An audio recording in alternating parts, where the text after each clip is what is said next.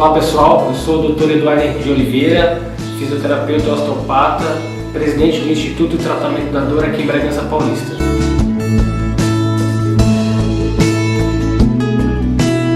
A osteopatia foi criada por um médico chamado Undertail Still no século XIX. É uma filosofia de tratamento e essa filosofia se consiste em 4 pilares.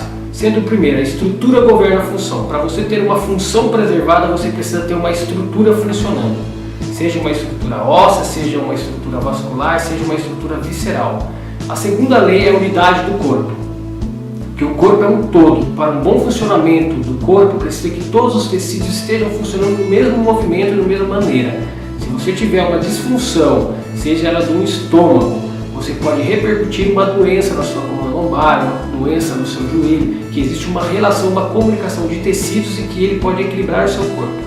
A terceira lei é a lei da autocura, que todo corpo é capaz de se curar sozinho, que o seu organismo é capaz de se readaptar e se reorganizar dentro de um sistema.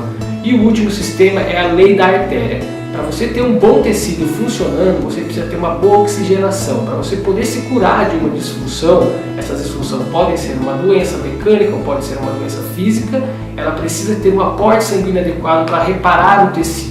No Brasil, a osteopatia é uma especialidade do fisioterapeuta, é uma formação em média de 4 a 5 anos, onde são divididas em segmentos em módulos, sendo o primeiro ano estrutural. Você vai aprender um pouco sobre a estrutura, todo o aparelho locomotor, toda a estrutura óssea do corpo, seu funcionamento e sua biomecânica. Sendo o segundo ano a víscera, o sistema visceral, onde você vai aprender o funcionamento das vísceras que estão na cavidade abdominal e na cavidade torácica, e como ela se comporta, quais são os ligamentos que sustentam, quais são as suas inervações, suas vascularizações e as suas doenças e as maneiras de se curar o tecido desse visceral. Como você pode repercutir através de um toque e restabelecer um novo movimento, um novo ciclo para essa víscera. E depois você vai aprender no outro segmento a posturologia, como uma postura pode influenciar no seu dia a dia, como você pode vir a ter dor através da sua postura. Você tem mecanismos de entrada sensoriais para o seu corpo, que são o olho, o pé, o ouvido interno e a boca. Eles informam como o seu corpo se situa e se você tiver um desequilíbrio desse sistema, você pode apresentar uma disfunção. Você pode vir a ter dores lombares, dores torácicas, dores cervicais, problemas viscerais, desordens neurológicas de tecidos por conta de uma postura inadequada. Depois você vai entrar no outro segmento que é o crânio, a osteopatia craniana. A osteopatia craniana, você vai estudar um pouco sobre o funcionamento do crânio, os 22 ossos cranianos, como eles funcionam, como eles se movimentam, qual é o tipo de lesão que cada um pode apresentar e como ele pode repercutir no seu corpo físico. E mais recentemente foi introduzida a osteopatia informativa, como uma informação pode adaptar o tecido, pode modificar um padrão de funcionamento de um tecido e como você pode informar e mudar o padrão que está estabelecido de uma doença do tecido.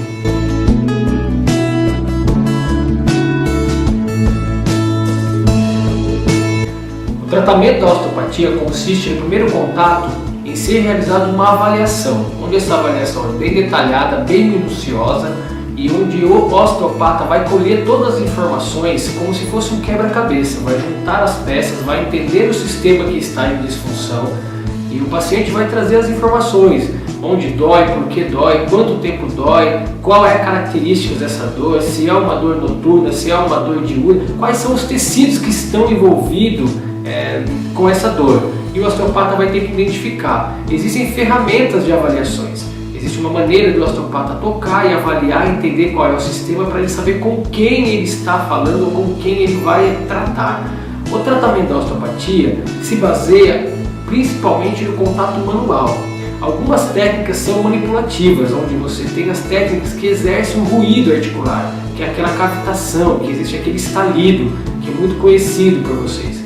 Não, a osteopatia não é só isso. A osteopatia ela trata com técnicas manuais sutil. Às vezes são toques em tecidos, em vísceras, toques em ligamentos e você vai encontrar um caminho para poder reorganizar esse corpo.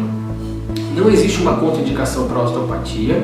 Você pode tratar uma osteoporose sem nenhum problema. Muitos pacientes acabam tendo dúvida se a osteoporose pode ser tratada por um osteopata. Como eu disse anteriormente, a osteopatia não manipula só o tecido, ela pode tocar, ela pode entender o mecanismo por qual o corpo se encontrou de se reequilibrar dentro desse sistema. A osteopatia ela é expansiva, você pode tratar desde a pediatria ao idoso. Não existe uma restrição com relação à idade para tratamento. Você pode tratar, além da osteopatia pediátrica, um refluxo, uma cólica, uma irritabilidade, uma obstrução do ducto nasolacrimal, quando ele fica lacrimejando, bastante irritado. Tem bastante ferramenta para tratar dentro da osteopatia pediátrica e bastante acessibilidade às técnicas. Você pode também tratar outras disfunções, como uma hérnia de disco, como uma cefaleia, uma enxaqueca crônica, um refluxo gastroesofágico, uma cólica, uma diverticulite, uma apoptose abdominal. Você pode tratar várias disfunções do aparelho visceral, aparelho craniano, do aparelho ósseo, e vai ter muitos benefícios dentro da osteopatia. Não esqueçam, pessoal, de compartilhar a página, de curtir, deixar sua sugestão para o próximo vídeo, deixar as suas críticas. Eu espero que essa informação tenha sido útil para vocês. Um abraço e até breve.